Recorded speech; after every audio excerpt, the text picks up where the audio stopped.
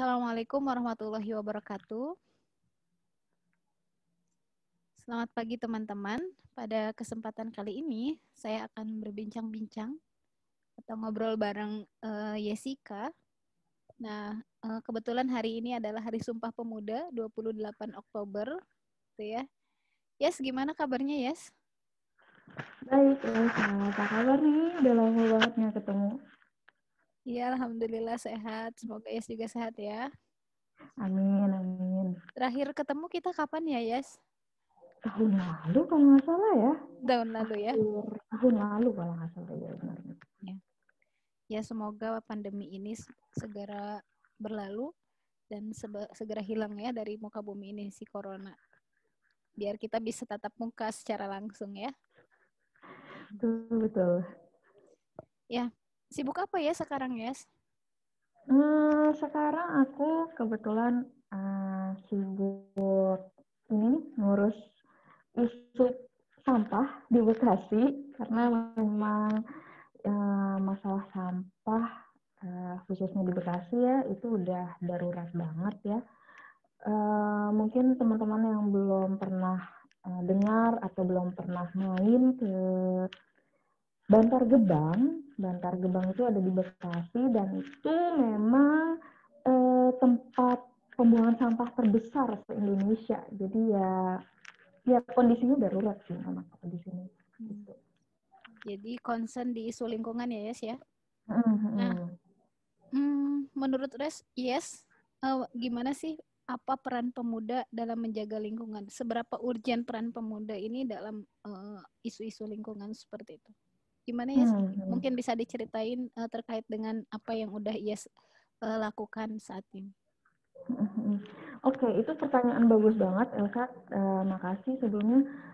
Memang kalau kita berkaca ya, jumlah penduduk Indonesia kan semakin hari semakin banyak dan tentunya juga jumlah pemudanya nih, anak-anak yang usianya masih produktif itu juga bertambah. Bahkan dari BPS, Badan Pusat Statistik, juga mengatakan bahwa kita tuh Indonesia punya bonus demografi di mana jumlah pemudanya itu sampai puluhan juta. Dan bayangkan kalau misalnya puluhan juta pemuda ini bisa turut andil, bisa ambil tindakan untuk permasalahan sampah misalnya yang ada di kehidupan kita sehari-hari, itu bayangkan bisa terwujudkan Indonesia bersih sampah, Indonesia bebas sampah, dan nggak ada lagi tuh yang namanya masalah-masalah lingkungan lainnya. Gitu.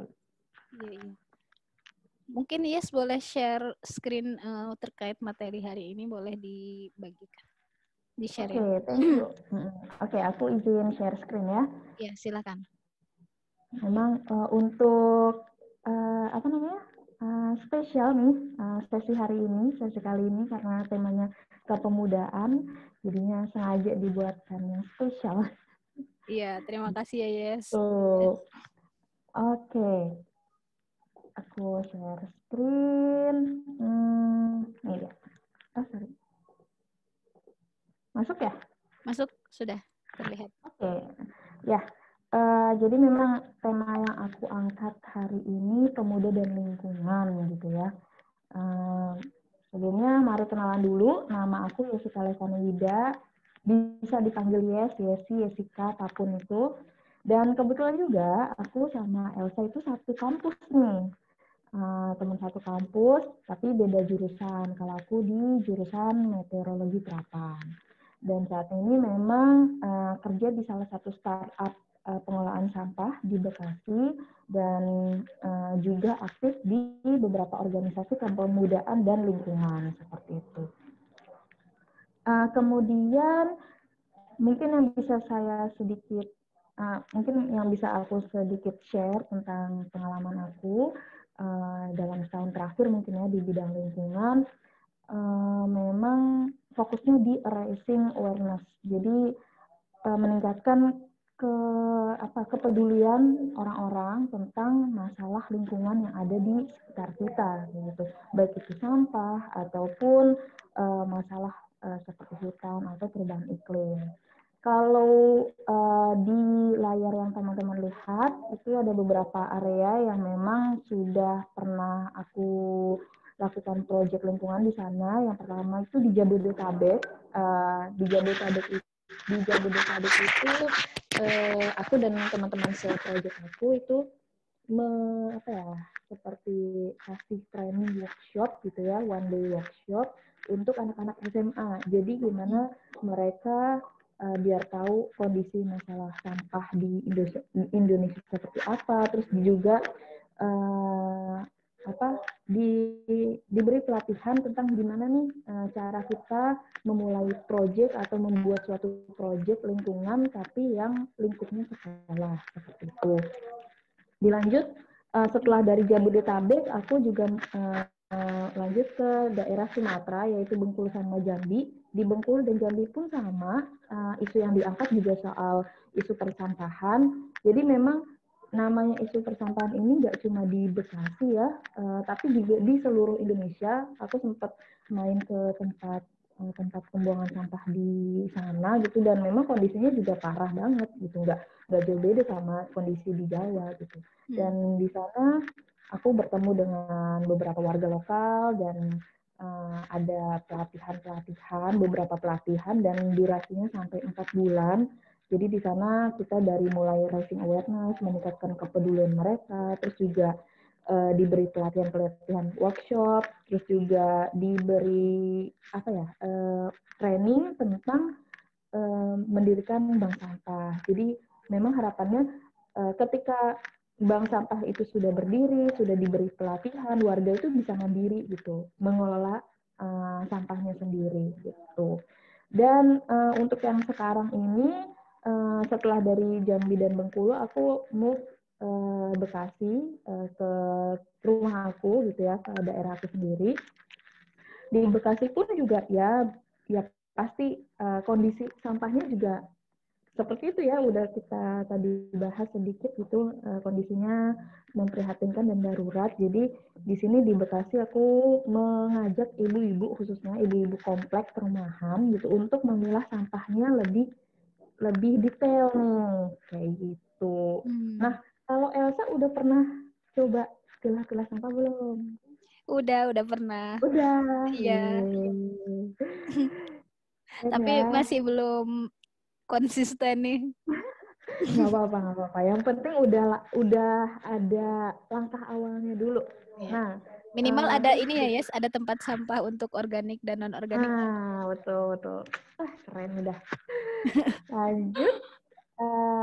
Terus juga tadi yang sempat aku bilang, jadi memang fokusnya tuh mengajak warga, khususnya ibu-ibu kompleks buat memilah sampah. Kenapa sih harus terkhusus ibu-ibu kompleks gitu ya? Kenapa memilih ibu-ibu untuk diajak memilah sampah gitu ya? Itu sebuah pertanyaan yang krusial banget nih. Karena gini, dalam sebuah keluarga pastinya peran ibu itu lebih banyak di bagian soal urusan domestik ya, untuk makanan, dapur dan segala macam. Dan pastinya kalau yang namanya aktivitas ibu-ibu tuh pasti sampahnya lebih banyak gitu ya. Baik itu kalau lagi masak atau lagi ngapain, lagi bersih-bersih gitu.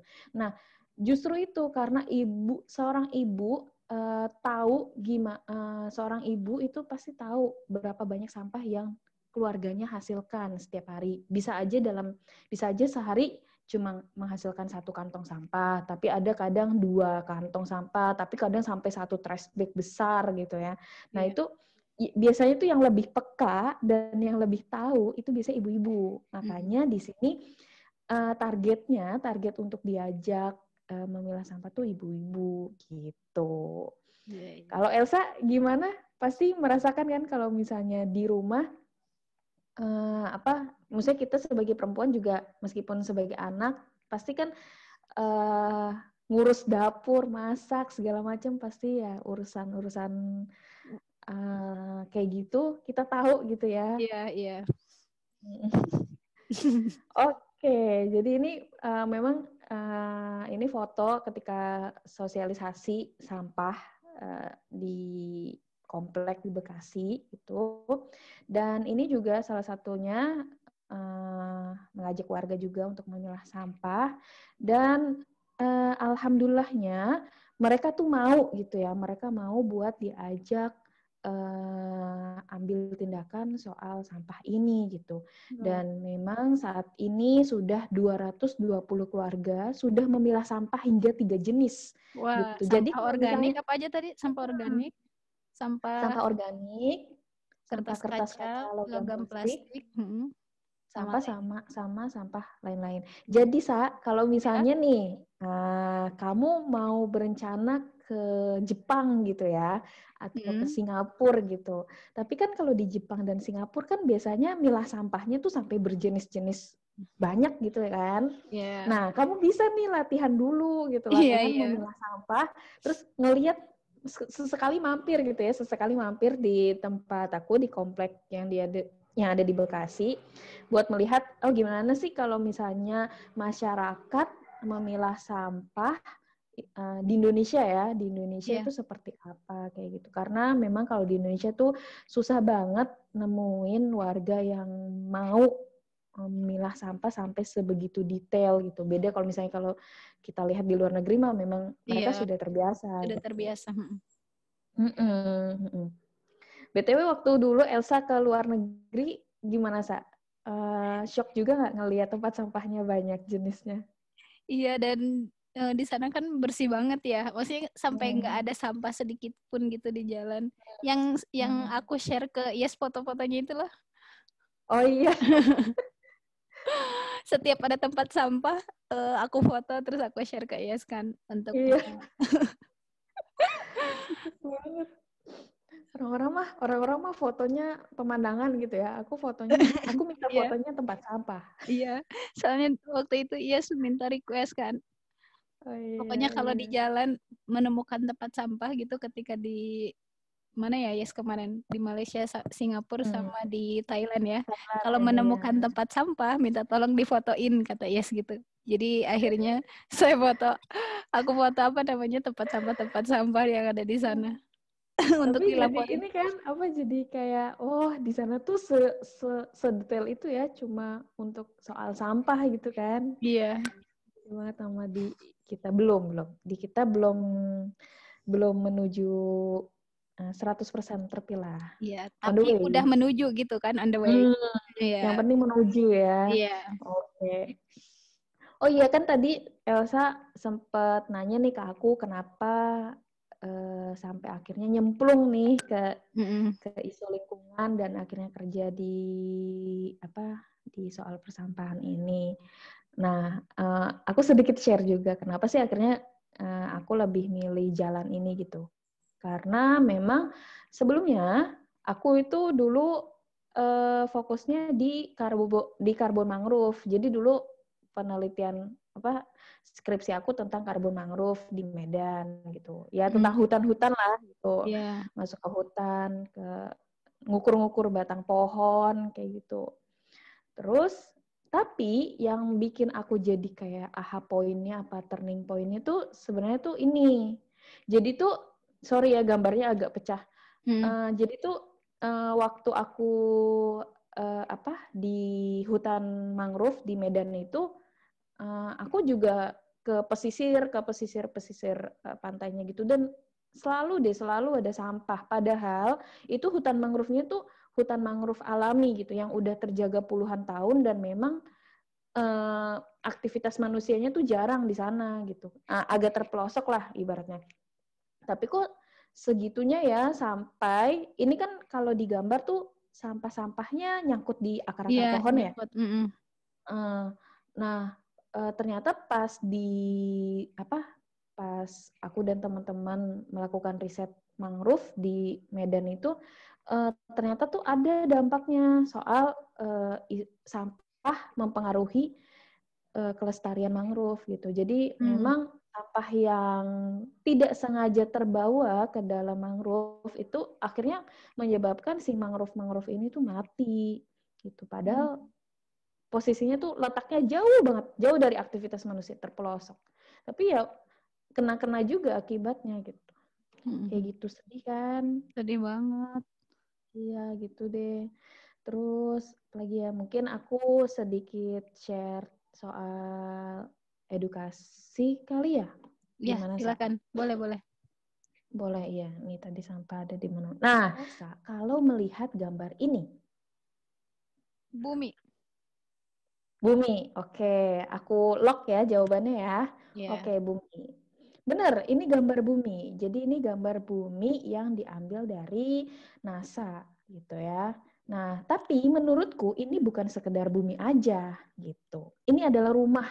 Ini adalah rumah buat kita semua, buat kita, anak muda, buat kakek nenek, buat orang tua kita, bahkan buat cucu-cucu kita yang bahkan belum lahir gitu ya. Nah, tapi kita telisik lagi deh, sebenarnya seberapa bagus sih, seberapa indah sih rumah kita lihat ya. Nah, ini sebenarnya tampak rumah kita. Jadi kalau Menjadikan sekali. di depan teman-teman ini itu adalah sebuah gambar, ada truk-truk kuning tuh ya, yang buat ngangkut-ngangkut tanah apa-apa itu. Nah, sekarang aku mau nanya lagi nih ke Elsa, ini gambar apa, Sa? Itu gambar sampah. Sampah beneran. Iya, sampah. Tahu dari mana sampah? Itu banyak plastik-plastik, botol. Oke, bener. Ini ya, benar kata Elsa, ini tuh gambar sampah. Jadi gambar apa tampak atas gunungan sampah di TPST Bantar Gebang, Bekasi. Jadi memang si tempat pembuangan sampah Bantar Gebang ini tuh terbesar di Indonesia, se-Indonesia ya. Jadi memang semua daerah di Indonesia tuh punya area pembuangan sampahnya sendiri-sendiri, tapi yang paling besar itu adalah di Bantar Gebang. Dan ini hanya khusus menampung sampah DKI Jakarta aja. Jadi sampah presiden, sampah menteri, sampah pejabat-pejabat DPR RI itu masuk ke sini semua. Ya gitu, karena semua berasal dari Jakarta dan ditumpuk di sini gitu. Nah, aku mau ngajak Elsa dan teman-teman buat kita tuh touring ya, tapi virtual karena lagi corona. Jadi monggo bisa dilihat.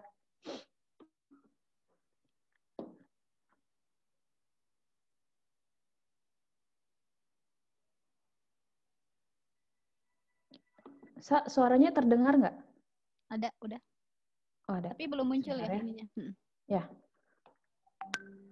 Suaranya terdengar? Terdengar. Agak dikerasin dikit. Nah, itu. Luasnya saat ini 110,3 hektar. Belum muncul ya di layar? Oke, sorry. Karena kan ada 1000. Belum muncul ya? Iya. Sorry ya. Aku stop. Aduh, sorry. Aku stop share. Aku share screen lagi. Nah, ini nih. Share. Ya.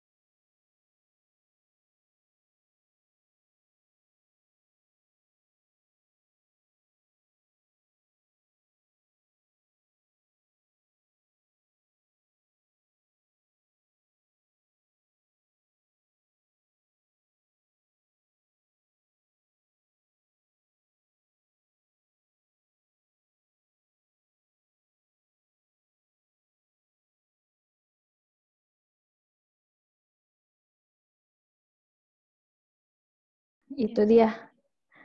Gimana, Sa? Perasaannya udah ngeliat? Udah.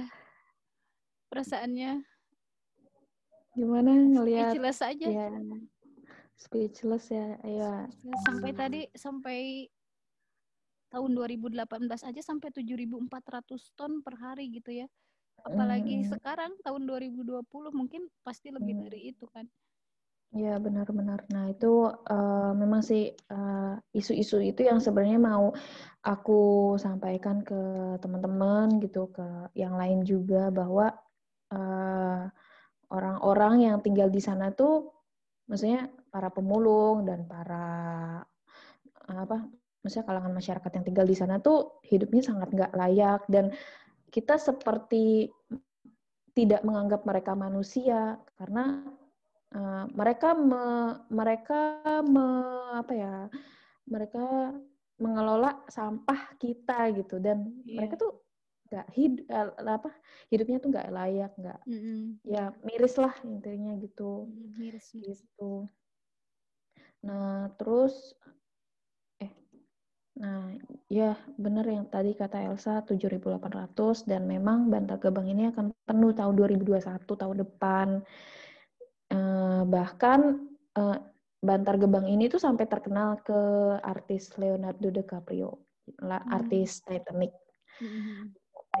gitu. Nah ini juga tampak dari atas ya kayak gini tampakannya, banyak orang, terus banyak truk kuning ini gitu. Truk apa nih? Traktor gitu ya. Iya. Nah jadi memang kalau sampah yang ditumpuk itu tuh menghasilkan gas metana, dan itu lebih berbahaya dari CO2. Ini mungkin sedikit agak berat kali ya edukasinya, sorry nih. Nggak apa-apa. Justru itu, ini jadi bisa mengedukasi kita gitu ya, dan kita lebih tersadar lagi gitu bahwa persoalannya tuh nggak kecil gitu. Ya ini kalau persoalan sampah memang menyangkut ke semua aspek ya, baik itu pemerintah, lingkungan, sosial, ekonomi, macam-macam. Nah, aku mau nanya lagi nih ke Elsa. Jadi aku sering banget ngasih kuis emang ke orang. Ini nih ada hadiahnya ya? Oh enggak dong. Oh ada. Tenang. Di belakang layar ya. Iya. Nih, di depan kamu tuh ada bapak-bapak sama ibu-ibu lagi bakar sampah. Itu benar apa salah? Salah. Bener ya? Salah ya? Aku lock jawaban kamu ya? Ya, silakan. Ya, bener. Jawabannya adalah salah. Kenapa sih? Kenapa perbuatan bakar sampah tuh salah? Karena gini, kalau sampah plastik dibakar, itu kan pasti ada asapnya tuh, asap-asap putih. Iya. Itu kan? Nah, itu tuh sebenarnya di dalamnya tuh ada gas beracun, namanya dioksin. Nah, kalau gas dioksin ini sampai terhirup oleh kita manusia, itu dampaknya akan panjang. Jadi gas dioksin ini terhirup oleh manusia dan sifatnya dia mengendap, nggak bisa keluar lagi. Apalagi kalau ibu-ibu ya, kalau ada ibu-ibu yang menghirup asap bakar sampah ini gitu. Karena kan maksudnya si gas dioksin ini tuh sangat-sangat berpengaruh sama perkembangan janin di dalam kandungan gitu. Dan seringkali itu tuh jadi menyebabkan kecacatan janin atau keguguran seperti itu. Dan mungkin apa yang aku sampaikan tadi terkesannya sangat-sangat kayak omong kosong lah ya mungkin. Tapi sebenarnya ini sudah terjadi di Vietnam. Jadi di Vietnam itu saat perang Vietnam dulu itu banyak sekali anak perempuan yang menghirup gas dioksin, dan 10 tahun kemudian ketika mereka hamil, ketika anak-anak perempuan ini tumbuh dan menikah dan hamil, itu tuh janin-janinnya itu nggak tumbuh sempurna gitu. Jadi kayak yang foto di depan kita ini, dia banyak banget anak Vietnam yang jadinya badannya nggak sempurna, ataupun tubuhnya sempurna tapi cacat mental kayak gitu. Nggak cuma itu, kalau dihirup oleh laki-laki gitu, itu juga akan menyebabkan kanker atau penyakit autoimun gitu. Jadi memang jangka panjangnya sangat berbahaya ya. Gitu. Nah, ada kuis lagi nih. Kalau ini nih bapak-bapak lagi buang sampah ke kali ya. Kira-kira benar salah? Salah. Oke. Coba kita lihat. Ya, salah. Kenapa salah? Nah, ini nih isu yang menarik juga sih. Jadi sering banget kan kita ngelihat orang ngebuang sampah gitu di kali, di selokan, di sungai. Dan apa akibatnya? Ini akibatnya. Indonesia peringkat 2 negara pembuang sampah ke lautan terbanyak di dunia setelah Cina. Setelah Cina. Gitu. Jadi yang pertama Cina, yang kedua Indonesia gitu ya. Jadi nggak cuma warga Indonesia doang yang jumlahnya banyak, tapi juga sampahnya juga banyak Banyak gitu ya. juga ya. Itu ya inilah realita negara kita Iya, dan iya. perilakunya gitu. Jadi memang sampai saat ini inilah kondisi sampah di Indonesia gitu ya. Jadi masih hampir 60%, 69% itu masih dibuang ke TPA. Sisanya ada yang ditimbun ke tanah, ada yang dibakar, ada yang dibuang ke sungai gitu. Dan hanya cuma 7%, 7,5% yang dikompos dan diolah kembali. Masih sangat kecil ya dibandingkan Iya benar, kecil banget. Dan sorry, ini mungkin agak sedikit menyambung ke sustainability. Jadi kenapa sih aku nyambung ke isu sustainability?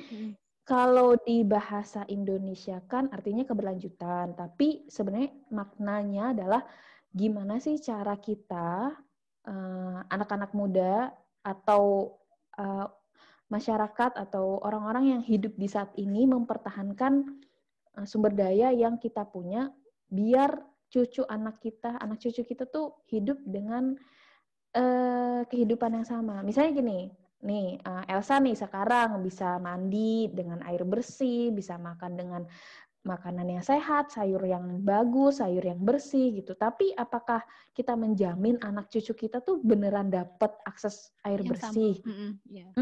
Benar. Dan itu tuh memang harus kita pikirkan sih, karena ya kalau bukan dari kita yang ngejaga, siapa lagi gitu kan. Benar. Makanya di sini aku memperkenalkan isu sustainability atau keberlanjutan. Kalau dulu orang-orang sering menganggap bahwa keberlanjutan itu adalah titik tengah dari lingkungan sosial dan ekonomi. Tapi sebenarnya yang terjadi bukan seperti itu. Jadi memang kalau lingkungan nih yang garis hijau paling depan, paling luar, kalau lingkungan itu kita jaga, kita jadikan garda terdepan kita, otomatis kehidupan sosial kita, kehidupan kita sebagai manusia itu juga akan terlindungi gitu. Dan otomatis juga ekonomi kita akan semakin membaik. Nah, contohnya sekarang makin banyak angin puting beliung, makin banyak kejadian banjir. Pasti itu mengganggu ekonomi kita, mengganggu kehidupan kita sebagai manusia, dan itu satu sebab akibat yang terus-menerus berulang gitu ya. Apa sih yang bisa kita lakuin gitu. Ini juga bisa nih dilakuin sama Elsa, sama teman-teman yang lain, karena ini tips-tips yang simple tapi bisa berdampak besar. Yang pertama adalah tanam pohon gitu ya. Apapun pohonnya, mau tanam pohon nangka, mangga, jambu, kangkung, bayam, sekarang kan lagi musim ya. Jadi memang di masa pandemi COVID begini kan banyak ya teman-teman yang suka akhirnya nyoba-nyoba nanam kangkung lah, bayam, cabai, sekarang lagi terong. rame. Ya kan, apalagi yang ada yang nanam di tanah, ada yang nanam di hidroponik, ada yang coba nanam pohon gede gitu, misalnya kayak nangka, alpukat atau apapun itu pokoknya tanam pohon gitu. Dan kalau misalnya nih lingkungan teman-teman atau kondisi rumah teman tuh minimalis gitu ya. Misalnya, Kak, aku kan rumahnya minimalis gitu. Udah minimalis, orangnya banyak, jadi bingung, nggak ada lahan kosong gitu buat nanam pohon.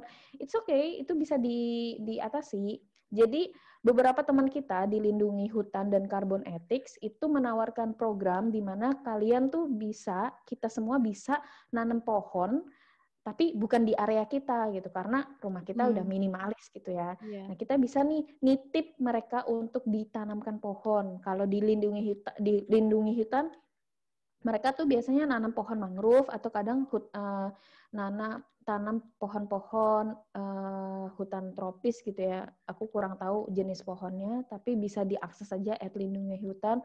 Atau misalnya bisa juga kunjungi ke Carbon Ethics, itu mereka kayak buka donasi, tanam pohon, khususnya tanam pohon mangrove gitu. Karena memang kan pohon mangrove itu kan berguna buat kehidupan ekosistem ikan, udang gitu ya. Gitu Sa. Jadi kalau misalnya rumahnya udah kebanyakan pohon nih, terus bingung mau nanam pohon apa aja, apalagi gitu ya, ya silakan klik aja tuh link-link itu, akun-akun itu. Gitu. Terus yang kedua, nah ini aku mau memperkenalkan istilah 3AH. 3AH tuh apa sih? 3AH tuh kepanjangan dari cegah, pilah, olah. Nah, cegah, pilah, olah ini sebenarnya diperkenalkan oleh Mbak Dika Wardani, seorang penulis buku lingkungan dan juga dosen lingkungan, gitu ya. Nah, aku sedikit share tentang 3AH ini.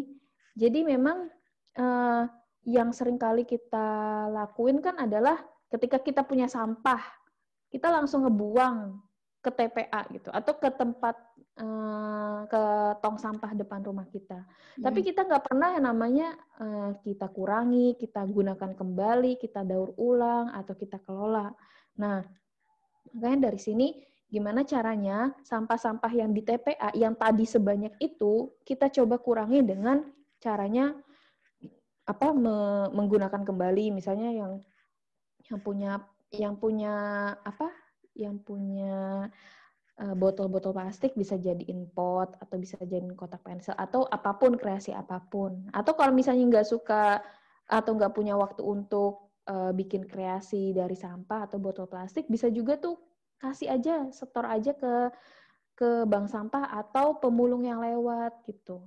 Karena dengan kita memilah sampah kita dengan bersih gitu, terus kita sedekahkan ke pemulung, itu juga sangat membantu mereka banget gitu kan. Iya. Gitu. Nah, tadi 3AH namanya ini cegah sampah, dari yang pertama gitu, cegah sampah. Dan ini beberapa dokumentasi saat aku pakai tumbler kalau lagi pergi gitu, beli apapun itu. Nah, pasti Elsa sering banget ngeliat aku. Iya. Beli Kan? seblak pakai Tupperware gitu ya, Yes. Oh, iya benar-benar. Ini ada cerita lucu sih, karena dulu kan memang aku dulu tinggal ngekos ya bareng Elsa ya. Iya. Dan Elsa juga sering banget ngelihat aku bawa tumbler, bawa kotak makan sendiri. Jadi memang pedagang-pedagang kayak yang pedagang sate, terus pedagang seblak, nasi goreng, itu tuh pada tahu aku, pada kenal aku, karena cuma aku doang nih yang bawa Tupperware sendiri, yang bawa kotak makan sendiri gitu. Jadi ketika aku beli sate ayam, Bang, aku beli sate ayam ya, tapi taruh di kotak makan gitu. Dan itu yang membuat aku terkenal di kalangan pedagang di Bara ya. Ini nih Mbak ini yang sering jajan tapi pakai Tupperware gitu. Nah, yang kedua adalah pilah sampah. Nah, tadi sesuai yang aku jelasin, aku sampaikan, nah kita sebisa mungkin kita pilah sampah. Nggak usah yang ribet-ribet, at least pilah sampah aja dulu. Botol plastik, kertas, kardus, kaca, logam gitu. Yang di bagian oranye gitu ya. Nah, kalau itu udah terkumpul, itu bisa nih kita sedekahkan ke pemulung, kita kasih ke pemulung gitu. Pasti pemulung tuh bakal seneng banget gitu, karena mereka nggak usah ngais-ngais, nggak usah nyari-nyari lagi, atau bisa juga disetor ke bank sampah, kayak gitu. Terus ini yang aku jalani ya, praktek yang aku jalani, itu ada di sebelah kiri ada sampah organik, sampah anorganik, sampah medis, sampah residu. Ini sampah yang keluarga aku hasilkan. Jadi satu rumah di keluarga aku tuh ada 4 orang, satu rumah 4 orang. Terus aku mau ngecek nih ceritanya, ngetes sebenarnya tuh dalam sehari rumah aku tuh menghasilkan berapa sampah sih gitu, berapa kilo, akhirnya aku timbang, aku pisahin. Dan ternyata banyak juga ya, sehari itu bisa 2 kilo gitu. Iya, iya. Itu satu rumah ya, 2 kilo ya. Satu rumah ya, Iya, nah iya. itu Satu rumah 4 orang. Gimana ya, Nah satu itu. rumah sampai 10 orang gitu.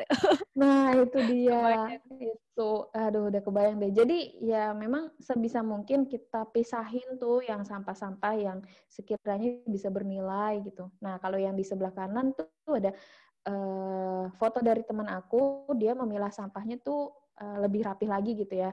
Ada yang kardus-kardus, plastik-plastik, kotak susu gitu. Jadinya nanti bisa dikasih ke pemulung yang lewat atau bisa setor ke bank sampah gitu. Terus kalau misalnya kalian nggak nemu bank sampah terdekat, kalian juga bisa akses Waste for Change. Jadi Waste for Change ini adalah sebuah startup pemilahan sampah yang bisa nerima sampah dari kalian gitu. Bisa nerima sampah saset, sampah jelantah, sampah kotak susu, atau sampah botol kertas kaca logam, itu bisa juga di situ. Terus selain itu, yang ketiga tuh olah sampah. Jadi kalau misalnya Elsa nih punya sampah di kebunnya, apa di tamannya itu banyak daun-daun kering, itu jangan dibuang, dibakar, tapi dibikin kompos gitu. Karena memang alamiahnya bahan-bahan alami itu pasti terurai dan jadi kompos dan pasti akan kembali lagi ke tanah. Iya. Gitu. Tuh. Ini foto-foto yang dipraktekkan di mana namanya? Di Jambi. Jadi sayur hijau yang sudah nggak layak dimakan dicampur sama serbuk kayu, dicampur terus bukan difermentasikan ya. Jadi dikasih mikroorganisme lokal, didiamkan beberapa hari terus jadi kompos gitu. Nah, sama satu lagi nih, wear what you have. Jadi sebisa mungkin kita mulai berpikir untuk menghemat baju mungkin ya. Karena apa? Ternyata nggak cuma isu persampahan doang, tapi isu sampah pakaian juga banyak nih gitu. Jadi untuk produksi tekstil itu sebenarnya mengeluarkan emisi yang banyak banget, emisi CO2 yang banyak. Jadi kalau misalnya kita sering banget belanja baju gitu, terus akhirnya numpuk di lemari, nggak dipakai. Wah, ikut berdosa nih ya. Nah, iya yang kan. sering beli baju ikut berdosa, makanya jangan beli baju setahun sekali aja. Nggak gitu, maksudnya sebisa mungkin kita pakai apa yang kita udah punya, tapi memanfaatkan ya, apa yang kita punya. Benar-benar. Kalaupun misalnya kita punya baju yang udah lama dan nggak kepake atau udah nggak muat nih, bisa kita donasiin ke yang lain. Atau bisa sekarang juga banyak tuh yang kayak pre-love, jualan pre-love gitu kan? Iya. Nah, salah satu gerakan yang bagus nih, ada namanya tukar baju. Jadi tukar baju ini sebuah gerakan di mana mereka tuh saling menukarkan baju mereka. Tapi bajunya dalam kondisi bagus. Jadi tuh keren banget deh ini idenya. Jadi tuh misalnya nih aku punya baju 3 gitu ya. Terus Elsa punya baju 3. Terus kita tukeran. Kayak gitu. Iya. Tapi dipastiin banget bahwa baju yang kita akan tukarkan itu baju yang memang bagus gitu ya. Maksudnya masih layak nggak ada, nggak robek, nggak apa kayak gitu. Ini masih bagus bersih banget sih memang. Iya. Itu digagas oleh itu ya, Zero Waste ya. Iya, Zero Waste Official. Karena apa? Karena memang kan kita sering banget ya belanja baju ya, apalagi kalau lagi lebaran, apa tahun baruan atau lagi flash sale gitu. Iya. Apalagi kan, perempuan gitu, udah lihat diskon promo. Nah, eta iya. Aduh. Iya, menarik nih, menarik tukar baju. Itu nanti bisa diakses tukar baju gitu. Nah, yang terakhir yang bisa kita lakuin adalah itu kita buat nih green mat atau istilah temannya teman hijau lah ya. Jadi sebisa mungkin kita ngajak teman kita buat beneran konsisten gitu, menyelamatkan lingkungan gitu. Jadi ajak nih teman-teman kuliahnya atau teman sekosannya atau adiknya, kakaknya kayak gitu. Iya. Atau bisa juga ajak keluarganya gitu deh. Gitu. Jadi mulai dari diri sendiri dan mulai dari sekitar kita dulu. Mantap, luar biasa. Jadi tadi ya, cegah sampah, pilah sampah, kemudian olah sampah. Nah, sebetulnya tadi dari penjelasan IES, banyak hal yang bisa kita lakukan gitu ya. Hal-hal sederhana, misalnya tadi menggunakan tumbler, kemudian nanti kalau belanja pakai eco bag gitu ya, untuk mengurangi sampah. Terus kalau belanja juga misalnya pakai Tupperware, belanja tadi belanja apa namanya? Cilok ya. bisa pakai Sate ayam. Ya, sate ayam, batagor, seblak, nasi goreng, martabak. Jadi ya, kita bisa ya? bisa memanfaatkan tumbler agar sampahnya jadi tidak semakin banyak gitu. Itu luar biasa sekali, Yes. Mungkin closing statement-nya bisa ia sampaikan atau pesan-pesan yang bisa ia sampaikan kepada teman-teman. Untuk kalimat penutupnya silahkan. Ya, jadi aku mau kasih closing statement apa ya? Oh, ini aja kali ya. Jadi memang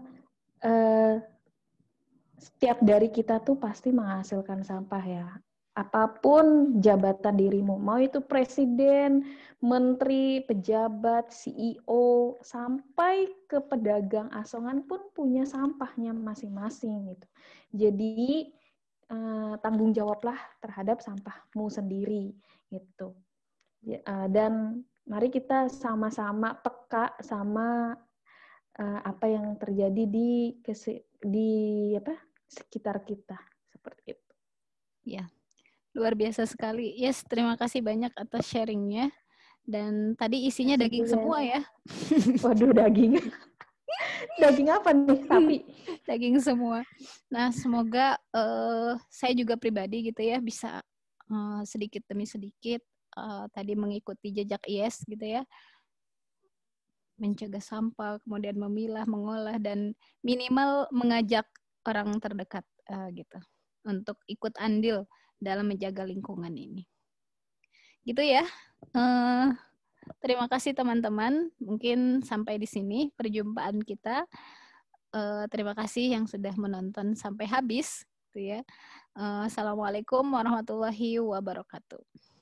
Waalaikumsalam warahmatullahi wabarakatuh. Makasih ya Yes ya. Terima kasih juga Elsa.